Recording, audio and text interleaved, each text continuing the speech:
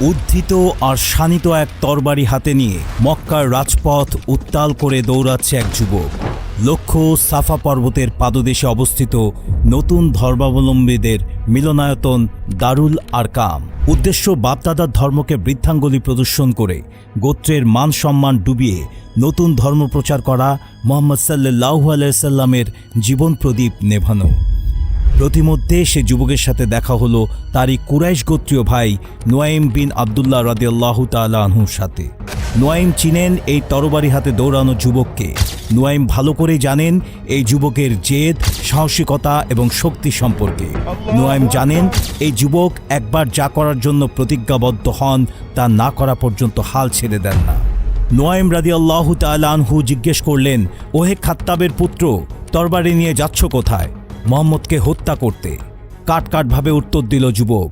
নুয়াইম রাদিয়াল্লাহু তাআলা আনহু ঘাবড়ে গেলেও বুঝতে দিলেন না যুবককে, বরং ঠান্ডা মাথায় বললেন, যে দিনের আলো নেভানোর জন্য তুমি যাচ্ছ তা তোমার ঘরে সূর্যের চেয়ে প্রখর তাপে জ্বলছে।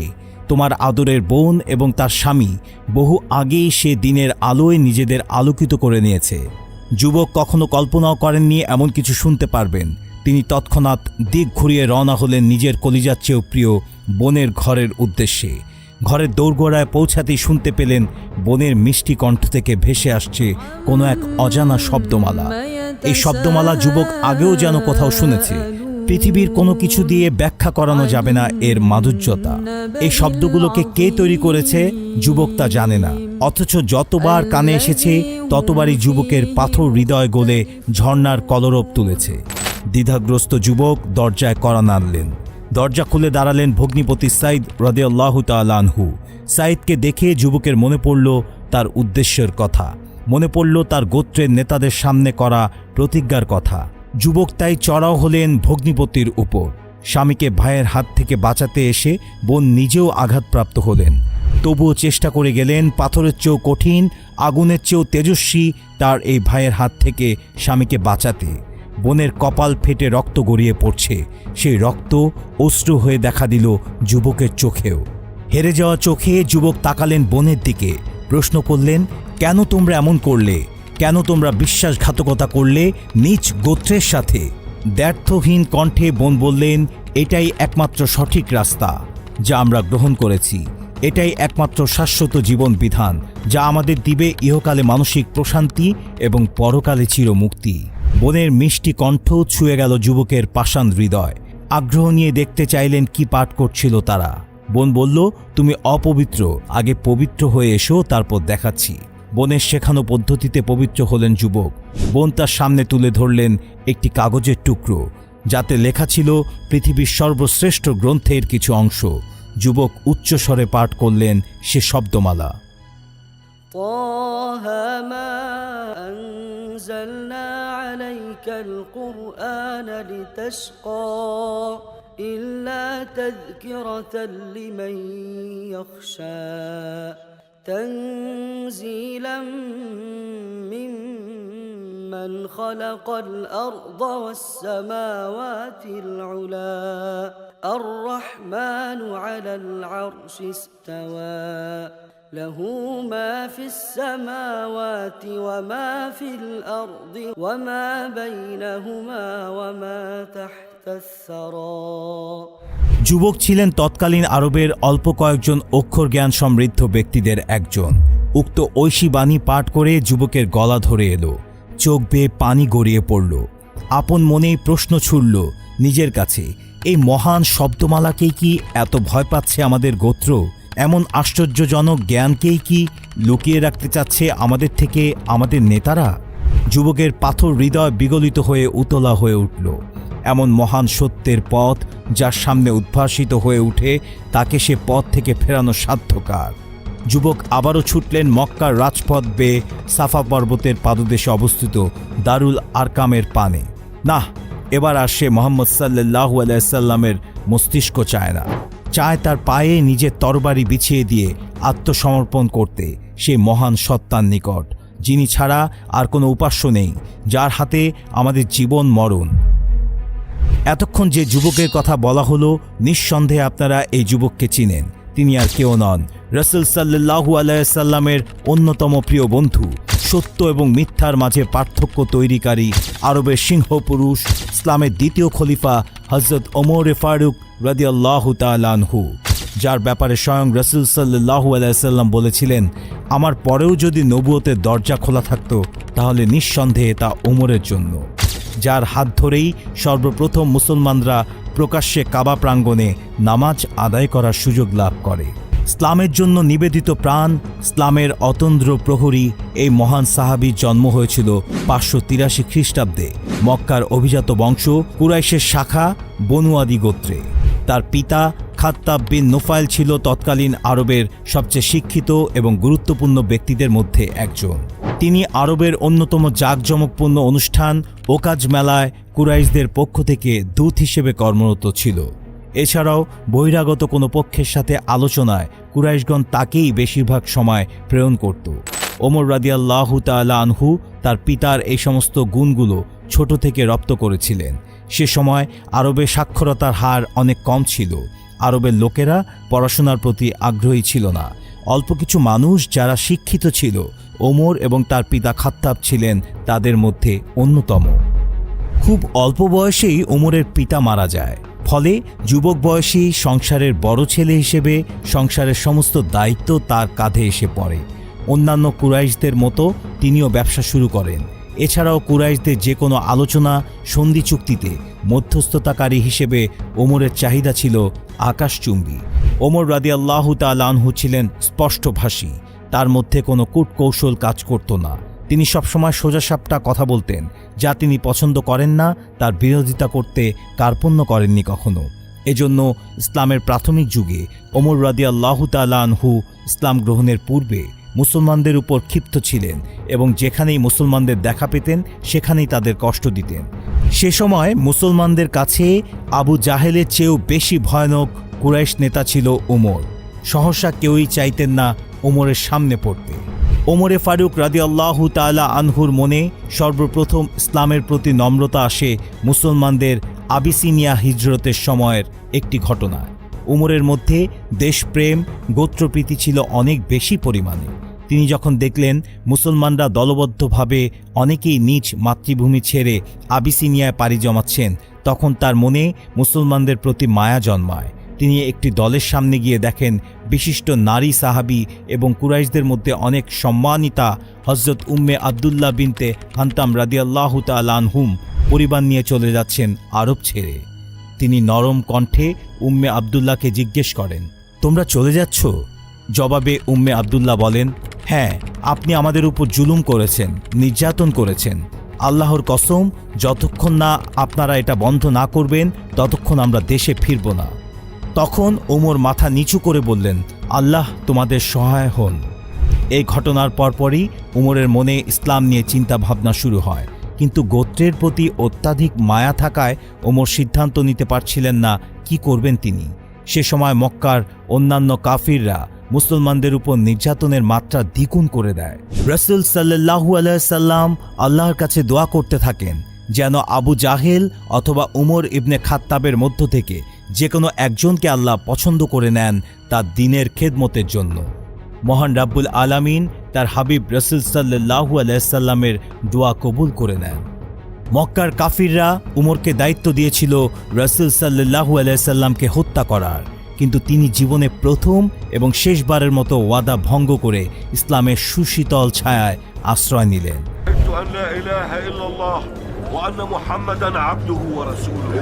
মুসলমান হয়েই তিনি দারুল আরকাম থেকে মুসলমানদের নিয়ে কাবা প্রাঙ্গণে হাজির হলেন এবং প্রকাশ্যে নামাজ আদায় করলেন। ওমর রাদিয়াল্লাহু তাআলা আনহুয়ের এমন কাজে রাসূল সাল্লাল্লাহু আলাইহি সাল্লাম তাকে ফারুক উপাধি দিলেন, যার অর্থ সত্য এবং মিথ্যার মধ্যে পার্থক্যকারী। ওমর রাদিয়াল্লাহু তাআলা আনহুয়ের ইসলাম গ্রহণের খবর বাতাসের চেয়েও দ্রুত গতিতে আরবের আনাচে কানাচে ছড়িয়ে গেল। মক্কার কাফিররা পড়ে গেল হতাশার সাগরে।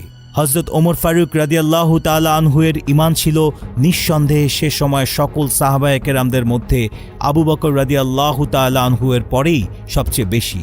রাসূল সাল্লাল্লাহু আলাইহি সাল্লাম বলেছিলেন, আমার পরে যদি নবুয়তের দরজা খোলা থাকতো তাহলে তার যোগ্য ওমরই হতো। পদ্মার বিধান, মদ্যপান সহ এমন অনেক গুরুত্বপূর্ণ ইসলামী বিধান আছে যা আল্লাহর পক্ষ থেকে আদেশ হওয়ার আগ থেকেই ওমর রাদিয়াল্লাহু তাআলা আনহু এসব বিধান পালনে আগ্রহী ছিলেন। অতঃপর যখন আল্লাহর পক্ষ থেকে এসব বিধান পালনের ব্যাপারে রাসূল সাল্লাল্লাহু আলাইহি সাল্লামের কাছে ওহী আসতো, তখন রাসূল সাল্লাল্লাহু আলাইহি সাল্লাম বলতেন, হে ওমর, মহান রব্বুল আলামিন তোমার ইচ্ছাকে কবুল করেছেন। ওমর রাদিয়াল্লাহু তাআলা আনহু ছিলেন তৎকালীন আরবের সবচেয়ে নামকরা যোদ্ধা। তরবারি হাতে তিনি যেমন ছিলেন সিংহের মতো তেজস্বী, খালি হাতেও তার ক্ষিপ্রতা ছিল চিতার চেয়েও বেশি। উহুদের যুদ্ধে মুসলমানরা যখন সাময়িক বিপর্যয়ের মুখে পড়ে, তখন ওমর রাদিয়াল্লাহু তাআলা আনহুয়ের একমাত্র চিন্তা ছিল রাসূল সাল্লাল্লাহু আলাইহি সাল্লামের নিরাপত্তা।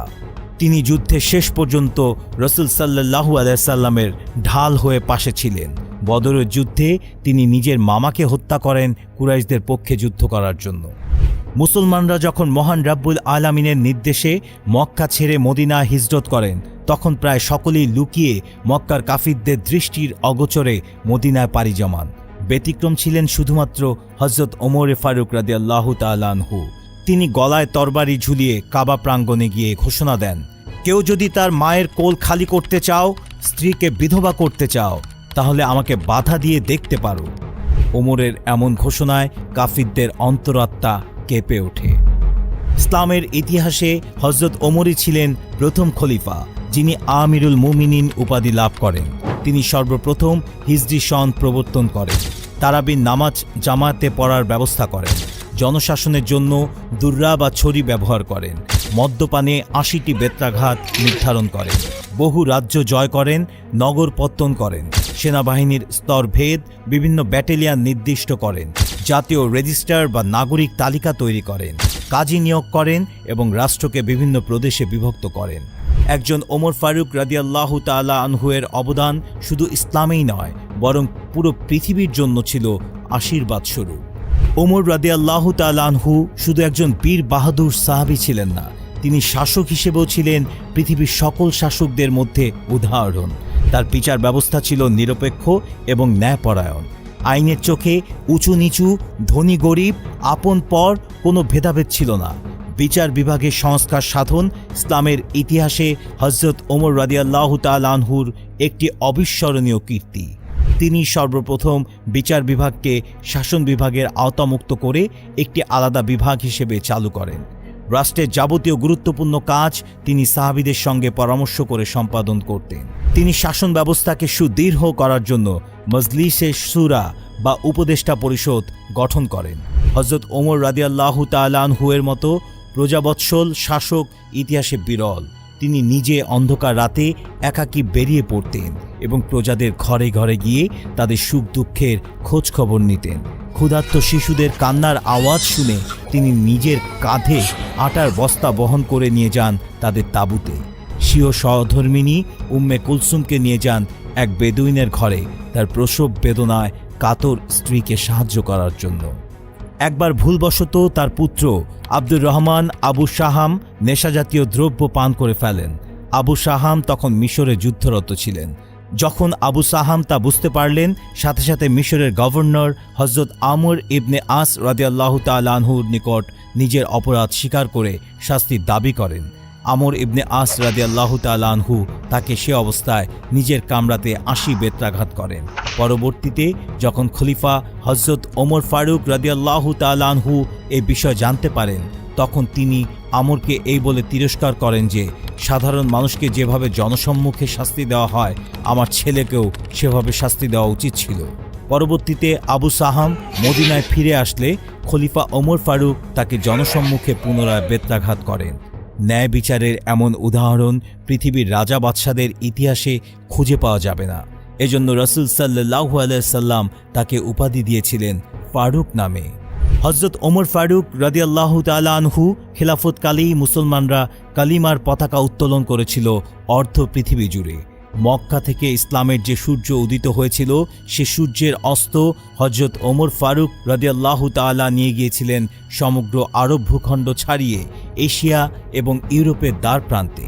তার আমলেই মুসলমানরা তাদের প্রথম কিবলা বাইতুল মুকাদ্দাস জয় করেন। বিশ্বের অন্যতম পরাশক্তি পারস্যের সাম্রাজ্য চূর্ণ বিচূর্ণ করে দেন। আরেক পরাশক্তি রোমান সাম্রাজ্যকে বিতাড়িত করেন আরব থেকে ইউরোপের দিকে। পুরো অর্ধজাহানের খলিফা হয়েও তার জীবন ছিল একদম সাদামাটা।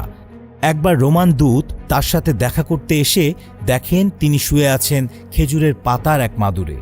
তিনি যখন মৃত্যুবরণ করেন তখন তার উত্তরাধিকারদের জন্য কিছুই রেখে যাননি, উল্টো আরও ৮৬,০০০ দিরহাম সমপরিমাণ ঋণ ছিল তার। ইসলামের এই সুমহান খাদেমের মৃত্যু ছিল অত্যন্ত হৃদয় বিদারক। বিশিষ্ট সাহাবী হযরত মুগীরা ইবনে সুবা রাদিয়াল্লাহু তাআলা আনহুয়ের একজন গোলাম ছিল, যাকে পারস্য বিজয়ের সময় গনিমত হিসেবে পান তিনি। সেই গোলামের নাম ছিল ফিরোজ আবু লুলু। সে ছিল পেশায় চিত্রকর এবং কাঠমিস্ত্রি। সে সময় খেলাফতের নিয়ম ছিল অমুসলিম কেউ মদিনায় থাকতে পারবে না, কিন্তু আবু লুলুর বিশেষ গুণের কারণে খলিফা ওমর তাকে মদিনায় থাকার অনুমতি দেন। তার জন্য বিশেষ নিয়ম ছিল সে দৈনিক নিজ ইচ্ছা মাফিক পেশায় কাজ করতে পারবে এবং তার দৈনিক আয়ের মধ্য থেকে খুবই সামান্য একটা অংশ তার মনিব হযরত মুগীরা ইবনে সুবা রাদিয়াল্লাহু তাআলা আনহুকে দিবে। একদিন এই অগ্নিপূজক আবু লুলু খলিফার কাছে এসে নালিশ করে যে তার মনিব তার থেকে অতিরিক্ত খাজনা নিচ্ছে। ন্যায় বিচারক খলিফা হযরত ওমর ফারুক রাদিয়াল্লাহু তাআলা আনহু তার আয় এবং মুগীরা রাদিয়াল্লাহু তাআলা আনহুকে দেওয়া করের পরিমাণ হিসাব করে দেখেন সঠিক পরিমাণই হযরত মুগীরা আবু লুলু থেকে গ্রহণ করছেন। এ কথা যখন খলিফা আবু লুলুকে বলেন তখন সে রাগে গজগজ করতে করতে দরবার থেকে বের হয়ে যায় এবং বলতে থাকে, ইনসাফ আমাকে ছাড়া সবাইকে দেওয়া হয় এখানে। তবুও খলিফা ওমর রাদিয়াল্লাহু তাআলা আনহু সিদ্ধান্ত নিলেন মুগীরা রাদিয়াল্লাহু তাআলা আনহুকে বলবেন যেন আরও কম পরিমাণে খাজনা তার থেকে নেয়। উক্ত ঘটনার পর একদিন ওমর ফারুক রাদিয়াল্লাহু তাআলা আনহু দেখেন আবু লুলু কোথাও যাচ্ছে। ওমর রাদিয়াল্লাহু তাআলা আনহু তাকে ডেকে বললেন, শুনলাম তুমি নাকি ভালো ধরনের চাক্কি বানাতে পারো, আমাকে কি একটি বানিয়ে দেবে? সে তখন রাগান্বিত ভঙ্গিতে বলল, আমি এমন চাক্কি বানাবো পূর্ব এবং পশ্চিমে বসবাসকারী সকলেই তা দেখতে পারবে। হযরত ওমর রাদিয়াল্লাহু তাআলা আনহু তার কথাবার্তায় প্রতিশোধের গন্ধ পাচ্ছিলেন। সঙ্গী সাথীদের তিনি বললেন, এই গোলাম তো আমাকে হুমকি দিয়ে গেল, তা সত্ত্বেও তিনি তাকে গ্রেফতার করেননি। 23 হিজরির জিলহজ মাসের 27 তারিখ রোজ বুধবার আমিরুল মুমিনিন ফজরের নামাজ পড়ানোর জন্য মেহরাবে উপস্থিত হন। যখনই তিনি তাকবীরে তাহরিমা বলেন তখনই কাতারের মধ্যে লুকিয়ে থাকা ফিরোজ আবু লুলু বেরিয়ে আসে। সে ওমর রাদিয়াল্লাহু তাআলা আনহুর পিঠে খঞ্জর দ্বারা পরপর 6টি আঘাত করে। অসম সাহসী ও পাহাড় সম হিম্মতের অধিকারী ওমর রাদিয়াল্লাহু তাআলা আনহু কোনরূপ টু শব্দ করেননি। আঘাতে তিনি মারাত্মক আহত হয়ে পড়ে যান। আক্রমণটি এতটাই আকস্মিক ছিল যে পেছনের কাতারে দাঁড়ানো মুসলমানরা টেরই পাননি কিছু। যখন তারা ওমর রাদিয়াল্লাহু তাআলা আনহুয়ের কেরাতের আওয়াজ শুনতে পেলেন না, তখন পেছনের কাতারের লোকেরা তাসবিহ বলে লোকমা দিতে থাকে। এর মধ্যে ফিরোজ পলায়ন করে। কেউ কেউ বিষয়টি বুঝতে পেরে তাকে পাকড়াও করার চেষ্টা করেন, কিন্তু সে তাদেরকেও খঞ্জর দ্বারা আঘাত করে। প্রায় 13 জন মুসলমান রক্তাক্ত হয়ে পড়ে যান। তার খঞ্জর চালানোর দক্ষতার কথা আগে কেউ জানত না। আঘাত এতটাই তীব্র ছিল যে 9 জন মুসলমান তৎক্ষণাৎ সেখানে মারা যান। গ্রেফতার হওয়া থেকে বাঁচার জন্য ফিরোজ নিজের গলায় খঞ্জর চালিয়ে আত্মহত্যা করে। আমিরুল মুমিনিন আহত হয়ে মেহরাবে পড়েছিলেন, তার হুঁশ তখনও ছিল। তিনি নামাজ পড়ানোর জন্য আব্দুর রহমান ইবনে আউফ রাদিয়াল্লাহু তাআলা আনহুকে সামনে বাড়িয়ে দেন। তিনি সংক্ষেপে 2 রাকাত নামাজ পড়ান। ধারালো খঞ্জর ওমর রাদিয়াল্লাহু তাআলা আনহুয়ের পেট ও পিঠ ছিঁড়ে ফেলেছিল। নামাজ শেষ হওয়ার পর তিনি জিজ্ঞাসা করেন, ইবনে আব্বাস, দেখো তো লোকটা কে ছিল? ইবনে আব্বাস দেখে এসে বলেন, মুগীরা বিন সুবার গোলাম। ওমর রাদিয়াল্লাহু তাআলা আনহু তখন বললেন, ও আচ্ছা, তাহলে সেই কারিগর ছিল। আল্লাহ তাকে ধ্বংস করুন, আমি তো তার ব্যাপারে ইনসাফের ফয়সালা করেছিলাম। তিনি আরও বলেন, আল্লাহর শুকরিয়া যে তিনি কালিমা পড়ুয়া কারো হাতে আমাকে মৃত্যুদান করেননি। এত সত্ত্বেও ইরানে বর্তমান শিয়া অনুসারীরা ওমর ফারুক রাদিয়াল্লাহু তাআলা আনহুয়ের হত্যাকারীকে একজন বীর হিসেবে সম্মান করে থাকে। তার কথিত মাজার বানিয়ে সেখানে শ্রদ্ধা নিবেদন করে। অথচ এটি সর্বজন বিদিত আবু লুলু ফিরোজ একজন অগ্নি উপাসক ছিল এবং কাফির অবস্থায় মৃত্যুবরণ করেন। শিয়া মতাবলম্বীরা যে বাতিল ফিরকা, এটি তারই একটি পরিচয় বহন করে থাকে। আবু লুলু ফিরোজের মাজারকে প্রতিষ্ঠিত রেখে ইরানের শিয়া ফিরকা আজও তাদের অগ্নিপূজক সংস্কৃতিকে জারি রেখেছে। আহত অবস্থায় 3 দিন বেঁচে ছিলেন আমিরুল মুমিনিন হযরত ওমর ফারুক রাদিয়াল্লাহু তাআলা আনহু। এই 3 দিনে তিনি পরবর্তী খেলাফত ব্যবস্থা সম্পর্কে করণীয় ঠিক করে দিয়ে যান। পরবর্তী খলিফা নির্ধারণে যেন কোনো ফিতনা সৃষ্টি না হয় সেজন্য হযরত উসমান, হযরত আলী, আব্দুর রহমান ইবনে আউফ, হযরত তালহা, হযরত জুবায়ের, সাদ বিন আবি ওয়াক্কাস রাদিয়াল্লাহু তাআলা আনহু এর সমন্বয়ে একটি কমিটি গঠন করেন এবং সকলকে নির্দেশ দেন এই কমিটি যে সিদ্ধান্ত নেবে সেই সিদ্ধান্ত মেনে নেওয়া। অতঃপর 24 হিজরির প্রথম প্রহর অর্থাৎ পহেলা মহরমে মহান রব্বুল আলামিনের ডাকে সাড়া দিয়ে পরপারে পাড়ি জমান ইসলামের এই মহান খাদেম। মৃত্যুর আগে তিনি ইচ্ছা পোষণ করেছিলেন তার কবর যেন রাসূল সাল্লাল্লাহু আলাইহি সাল্লামের পাশেই হয়।